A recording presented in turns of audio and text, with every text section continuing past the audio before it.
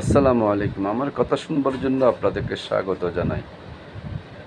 জুলাই সনদকে সামনে রেখে গণভোটের আয়োজন। যেহেতু গণতান্ত্রিক প্রতিষ্ঠানগুলো আপগ্রেড করা হচ্ছে, আইন, আদালত, দুদক, নির্বাচন কমিশন, তত্ত্বাবধায়ক সরকার সবগুলো যেহেতু জুলাই সনদে অন্তর্ভুক্ত করা হয়েছে, এখন যদি জাতীয় নির্বাচনের মাধ্যমে সংসদে এগুলো পাশ করে আইনগত বাস্তবায়ন করলে তাহলে কোনো ভেজাল নাই। যদি জাতীয় নির্বাচনের আগে জুলাই সনদে হ্যাঁ না ভোটের মাধ্যমে পাশ হয়, সেক্ষেত্রে বর্তমান সরকার হবে অবৈধ।